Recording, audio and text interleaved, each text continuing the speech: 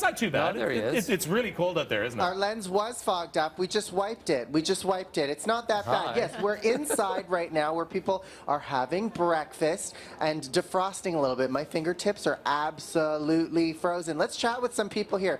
This is a new friend I just met. Tell us your name. Blake. Blake? Yeah. How are you today? What did you think of the results and what Willie told everybody? Good. Good? You want an early spring? I thought kids would want like a longer winter so you guys could go skiing. I don't like skiing. You don't like skiing? You don't like winter at all? No. No? All right. Well, I don't know. Summer's around the corner, I guess, so there's going to be lots to do. So good to meet you. And then, of course, I want to bring in Reagan McKenzie. Good morning to you. Good morning. Welcome. Now your dad started this whole thing. He really did. Tell us about it. Over 60 years ago. Well, my parents were talking one day in the winter about how nice it would be if people would come up to their cottages in the winter when, of course, back then everybody locked up their cottage in the fall and opened it back up in the spring. So Dad thought of the idea of having a Groundhog celebration, and he invited all of his friends. And of course, a Toronto Star reporter got hold of the story and came up to find this gathering. He came into Wiarton, couldn't find anybody, but then he found them gathered in the Arlington Hotel.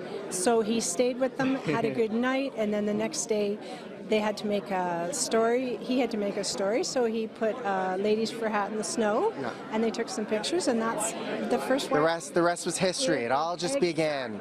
Yeah, now, earlier outside, when, of course, Mayor Janice Jackson went up to Wiarton Willie, she didn't really know. She had to consult the cabinet. What happened?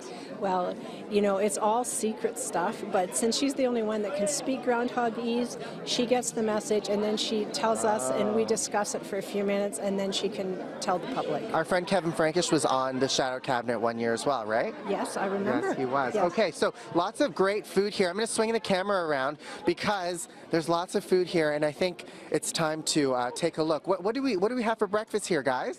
Yeah, we have sausages, and we have a pancake, and everything is homemade. All right, homemade sausages and pancake.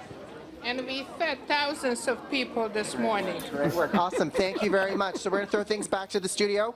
We're having breakfast. All right. Thank you, Winston.